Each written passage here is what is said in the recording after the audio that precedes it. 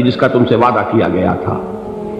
اللہ کی ربوبیت پر اطمینان جب انسان کو ہو جاتا، میرا رب اللہ ہے، ربی اللہ، انسان کے لیے نہ کوئی کھٹکا، نہ کوئی خطرہ، نہ کوئی خوف، نہ کوئی حزن۔ جو کچھ ہو رہا ہے کس کے اذن سے ہو رہا ہے؟ اللہ کے اذن سے۔ اللہ کے اذن کے بغیر پتہ تک نہیں ہلتا۔ یہ کوئی اندھا بہرا مادہ نہیں ہے جس سے مجھے کوئی خوف ہو۔ اندھا بھینسا چلا آ رہا ہو اس سے تو ڈرنے کا ہر انسان کو ڈرنا چاہیے، نہ معلوم کس کو ٹکر مار دے۔ لیکن نہیں، اس کائنات کو چلانے والا ایک سمیع و بصیر خدا ہے، وہ جو میرا دوست ہے، میرا ولی ہے۔ اللہ ولی الذین آمنوا یخرجہم من الظلمات الی النور۔ اللہ اہل ایمان کا ولی ہے، ساتھی ہے، پشت پناہ ہے، مددگار ہے، حمایتی ہے۔ بتائیے جسے یقین ہو جائے کہ اللہ میرا مددگار، اللہ میرا محافظ، اللہ میرا پشت پناہ، اللہ میرا حمایتی، اس کے لیے کوئی خوف ہوگا؟ اس سے کوئی ڈر ہوگا؟ میں مثال دیا کرتا ہوں ایک بہت سادہ، پنجاب کے دیہات کی۔ تو بڑا چودھری ہے اور کوئی غریب کسان ہے۔ اس غریب کسان کے جانوروں کو ہر وقت اندیشہ ہوگا چوری کا، کوئی میری بھینس کھول کر نہ لے جائے، کوئی میرا بیل کھول کر نہ لے جائے۔ لیکن جس کے بارے میں یہ سب کو معلوم ہو کہ وہ جو بڑا چودھری ہے وہ اس کا دوست ہے، اس کی بچیا کو کوئی خوف ہوگا؟ اس کی بھینس پر کوئی ہاتھ ڈالے گا؟ اسے کوئی اندیشہ ہوگا؟ نہیں۔ کیوں؟ کہ وہ بڑا چودھری، بڑا اس کا یہاں کا سردار، جاگیردار، سب کو معلوم ہے وہ میرا دوست ہے، کوئی میرے خلاف اقدام نہیں کر سکتا۔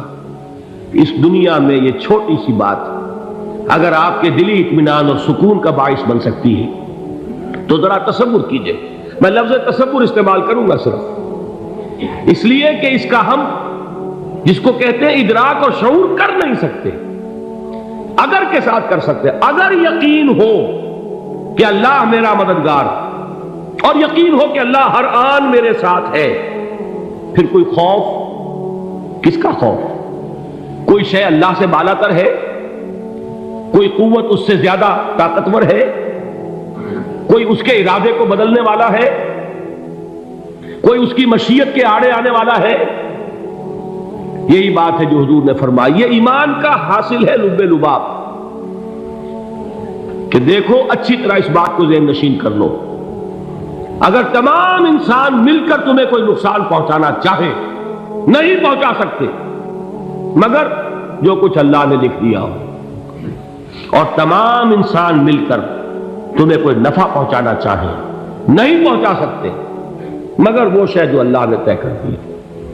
آپ پھر میں کہوں گا ذرا طاری کیجئے، اسے فرض کیجئے، اسے سوچئے، اگر اس حدیث پر ہمارا دل ٹھکا ہوا ہو تو کسی سے ڈر ہوگا؟ یہ مجھے نقصان نہ پہنچا دے، یہ میری رپورٹ خراب نہ کر دے، یہ میری انکریمنٹ نہ رکوا دے، یہ میرا یہ نہ بگاڑ دے، یہ میرا یہ نقصان نہ پہنچا دے۔ اس کا ڈر، اس کا ڈر، اس کا خوف، اس کی خوشامد، اس کے لیے جا کر طرح طرح سے اپنی عزت نفس کو ذلیل کروانا اس کے سامنے، یہ سب کچھ کیوں کرتا ہے انسان؟ جب سمجھتا ہے کہ اس کے ہاتھ میں میرا کوئی نفع ہے، اس کے ہاتھ میں میرے لیے کوئی ضرر ہے، یہ مجھے کوئی غضب پہنچا سکتا ہے، یہ مجھے کوئی نقصان پہنچا سکتا ہے، یہ میرا کوئی کام بنا سکتا ہے، یہ میری کوئی ضرورت پوری کر سکتا ہے، اسی کا نام شرک ہے۔ جہاں آپ نے یہ سمجھا کہ غیر اللہ کے اندر کوئی طاقت موجود ہے وہی شرک ہے۔ بتوں سے تجھ کو امیدیں، خدا سے نو امیدی، مجھے بتا تو صحیح اور کافری کیا ہے؟ شرک تو یہ ہے جس پر بھی تمہیں یہ خیال ہے، کلمہ ہے یہ کلمہ سوم، لا حول ولا قوت الا باللہ، ذرا اس پر دل کو کبھی اگر آپ تصور کریں، پھر فرض کریں، دل ٹھک جائے اس پر، کوئی طاقت نہیں۔ یہی بات تھی جو شیخ عبد القادر جیلانی رحمۃ اللہ علیہ نے اپنی وصیت میں اپنے بچے سے کہی۔ 11ویں دینے والے ہیں لیکن حضرت شیخ عبد القادر جیلانی کی وصیت اور تعلیمات کو کتنے لوگ ہیں کہ جانتے ہو؟ یہ جن مقامات تک پہنچے ہیں وہ کس چیز کی بدولت پہنچے؟ انہوں نے جو پیغام دیا وہ کیا تھا؟ اے میرے بچے، جس طریقے سے قرآن مجید میں حضرت لقمان کی نصیحتیں جو ہے نقل کر دی گئی ہیں، میں یہ عرض کروں گا بالفرض اگر قرآن حضرت عبد القادر جیلانی کے بعد نازل ہوا ہوتا تو شیخ عبد القادر کی یہ نصیحتیں بھی قرآن میں درج ہوتی۔ اتنی اونچی نصیحتیں ہیں۔ اے میرے بچے، اس حقیقت کو ذہن نشین کر لے، لا فاعل فی الحقیقت ولا مؤثر الا اللہ۔ اس کائنات میں نہ کوئی فاعل حقیقی ہے نہ مؤثر حقیقی ہے سوائے اللہ۔ کسی شے میں کوئی تاثیر نہیں اگر اللہ نہ چاہے۔ آگ جلا نہیں سکتی اگر اللہ نہ چاہے، پانی ڈبو نہیں سکتا اگر اللہ نہ چاہے، زہر ہلاک نہیں کر سکتا اگر اللہ نہ چاہے، کوئی چیز فائدہ نہیں پہنچا سکتی اگر اللہ نہ چاہے۔ تو در در پہ کیوں سر جھکاتے ہو؟ در در پر کیوں جبیں سائی کرتے ہو؟ سب کے سامنے کیوں ہاتھ پھیلاتے ہو؟ ایک اللہ سے مانگو، ایک اللہ کے سامنے زمین پر اپنی جبین رکھو۔ لا فاعل فی الحقیقت ولا مؤثر الا اللہ۔ نظر آتا ہے ہمیں کہ پانی پیاس بجھا دیتا ہے، پیاس بجھانے کی صلاحیت پانی میں نہیں ہے، اللہ کے اذن سے۔ کھانا بھوک مٹا دیتا ہے، بھوک مٹانے کی صلاحیت کھانے میں نہیں ہے، اذن رب میں ہے۔ دیکھیے یہی یقین تھا حضرت موسیٰ علیہ السلام کا واقعہ یاد کیجئے۔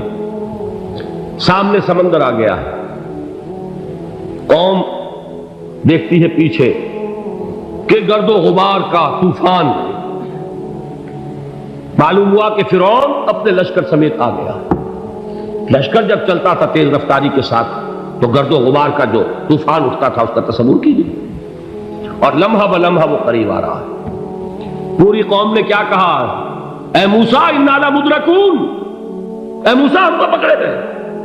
قرآن مجید میں تو یہاں وہ باتیں نہیں لکھی ہیں، لیکن تورات میں یہ درج ہے کہ بنی اسرائیل جھگڑنے لگے، دست و گریبان ہو گئے موسیٰ کے ساتھ۔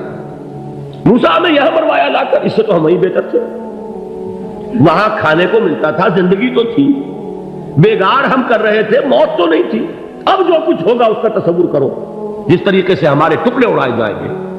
تو لڑ رہے ہیں حضرت موسیٰ علیہ السلام سے، یہ تورات کی تفصیل ہے۔ قرآن میں صرف اتنا آیا ہے، پریشان ہو کر انہوں نے کہا انا لمدرکون، موسیٰ ہم کو پکڑے گئے۔ اس وقت موسیٰ کا جواب کیا ہے؟ کلا ان معی ربی سیہدین، نہیں، میرے ساتھ میرا رب ہے، وہ راستہ دے گا۔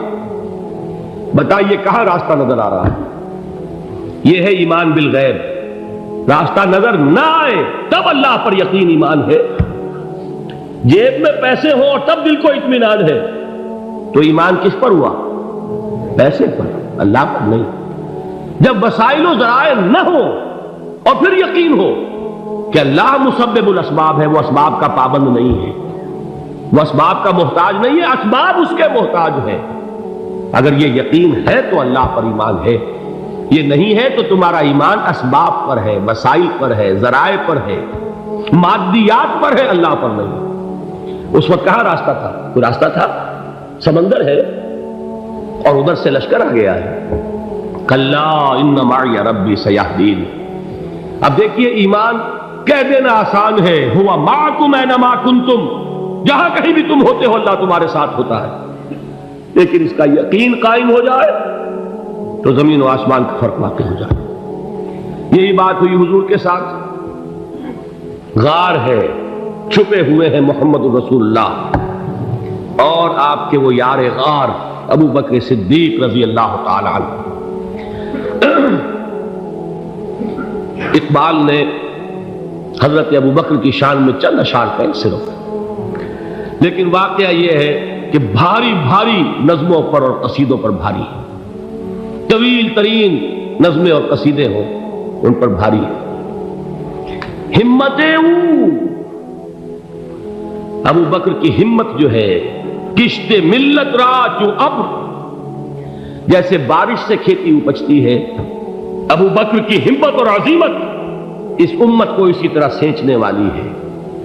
ثانیے اسلام و غار و بدر و قبر، وہ دوسرے تھے اسلام میں، دوسرے پہلے کون تھے؟ انا اول المومنین، حضور فرماتے ہیں سب سے پہلا ایمان لانے والا میں، دوسرے ابو بکر۔ ویسے ہمارے ہاں یہ چلتا ہے اختلاف، حضرت علی پہلے ہیں کہ حضرت ابو بکر پہلے ہیں، لیکن اس میں بڑی خوبصورت تطبیق قائم کی ہے علماء نے، اور بہت صحیح ہے۔ چار کے بارے میں فیصلہ ہی مت کرو کہ کون پہلے، ان کی ایک عجیب تقسیم کر دی ہے۔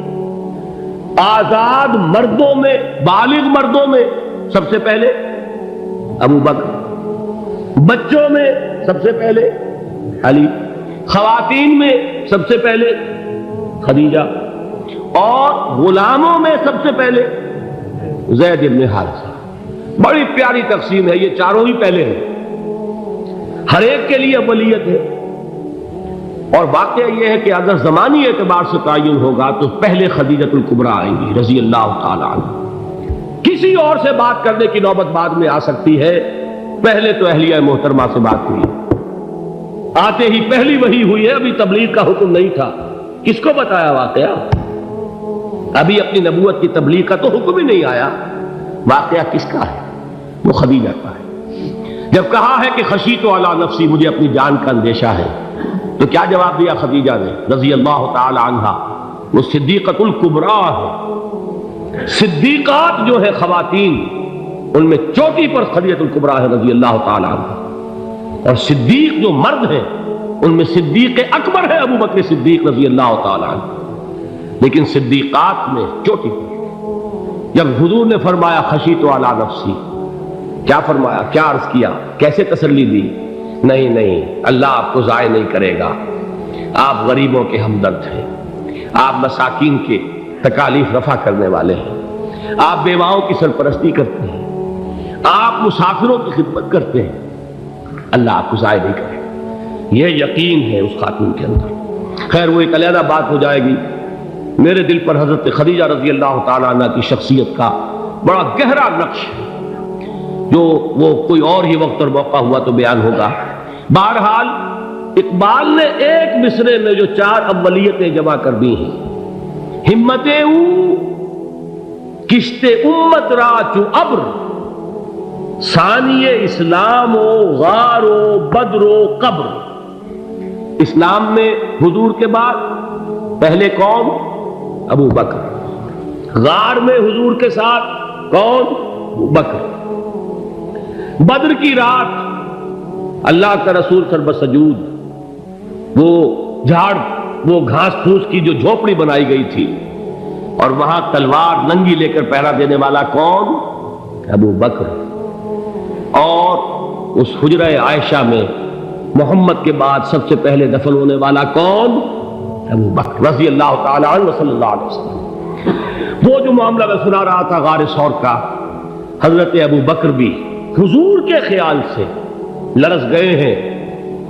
آپ کو یاد ہوگا کہ جا کر پہلے تمام جتنے سوراخ تھے انہیں بند کیا ہے، ایک سوراخ رہ گیا تھا جس کو بند کرنے کے لیے کوئی کپڑا نہیں تھا، وہاں اپنی ایڑی رکھی ہے، تب کہا ہے حضور سے تشریف لائیے، اور اپنے زانو پر حضور کو لٹایا ہے، اور وہاں کسی موذی جانور نے کاٹا ہے، حضور کی آنکھ لگ گئی تھی، اس وقت اس بل کے اندر جو بھی بچھو ہے کیا ہے واللہ عالم، اس نے کاٹا ہے، اس کی تکلیف کی وجہ سے ابو بکر کی آنکھوں سے آنسو ٹپک گئے، حضور کے چہرے مبارک پر پڑے ہیں، تو حضور جاگے ہیں، معاملہ کیا ہے؟